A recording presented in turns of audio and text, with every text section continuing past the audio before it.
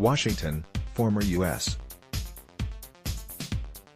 Vice President Joe Biden is the leading Democratic presidential contender among 24 candidates looking to take on President Donald Trump in the 2020 election, but Biden is proving to be unchallenged at committing verbal gaffes on the campaign trail. Biden, with 4 decades on the American political scene, has long been afflicted with jumbling his public pronouncements into word salads that leave listeners guessing as to their meaning and political opponents quick to attack the 76-year-old politician. The latest instances have come in the Midwest farm state of Iowa, where many of the crowded field of Democrats have trekked to the annual state fair to eat pork on a stick, a local favorite, aim their verbal attacks at Trump and look for votes ahead of the first Democratic presidential nominating contest early next February. We choose science over fiction. We choose truth over facts, Biden declared, as he attacked Trump from a newspaper's political soapbox stand for the Democratic candidates. Trump was quick to belittle Biden, for 36 years a U.S. Senator, 8 years former President Barack Obama's second-in-command and twice an unsuccessful presidential candidate. Does anybody really believe he is mentally fit to be president? Trump said on Twitter. We are playing in a very big and complicated world. Joe doesn't have a clue. Joe Biden just said, we believe in facts, not truth. Does anybody really believe he is mentally fit to be president? We are playing in a very big and complicated world. Joe doesn't have a clue, Donald J. Trump, at Real Donald Trump, August 10, 2019. As he left Washington for a vacation at his golf resort in New Jersey on Friday, Trump contended, Joe Biden is not playing with a full deck.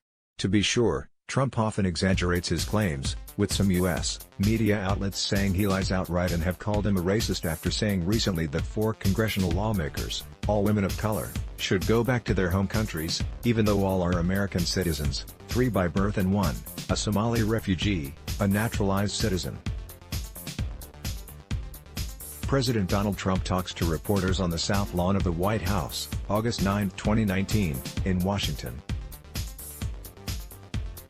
In a White House statement last week, Trump, in condemning 2 mass shootings that killed 31 people, offered prayers for those who perished in Toledo, not Dayton, Ohio, a city 240 kilometers away, where one of the mass shootings occurred, but Biden mangled the geography even more, telling one crowd the first mass killing had occurred in Houston, Texas, instead of correctly pinpointing El Paso, Texas, and that the second ambush of innocents occurred in Michigan, a neighboring state of Ohio, but a 2-plus-hour drive from Dayton.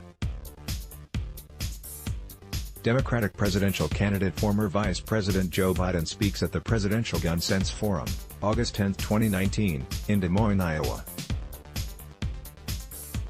In Iowa, Biden, talking about education in America, told voters, we have this notion that somehow if you're poor, you cannot do it. Poor kids are just as bright, just as talented, as white kids, leaving the impression that black children were poor.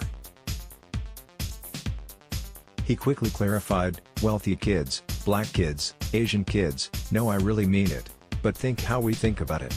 During the second round of Democratic presidential debates last month, Biden fumbled how much longer Trump could serve as president, if he is re-elected, suggesting it could be 8 more years, when it could only be 4 more. Then, as a finale, Biden urged voters who wanted to help his campaign to go to Joe 30,330 and help me in this fight.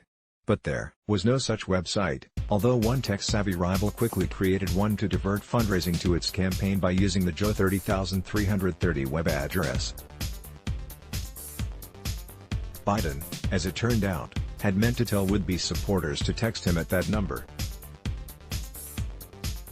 Whether Biden's verbal slip-ups matter is an open question, with national surveys continuously showing him defeating Trump in hypothetical matchups next year, an outcome that would make Trump the country's first single-term president in nearly 3 decades. At least one Democratic presidential candidate, Montana Governor Steve Bullock, now low in the polls compared to Biden, noted his misstep on educational attainment. As a frontrunner, if we want to beat Donald Trump, we've got to get it right, Bullock told the political news site Politico.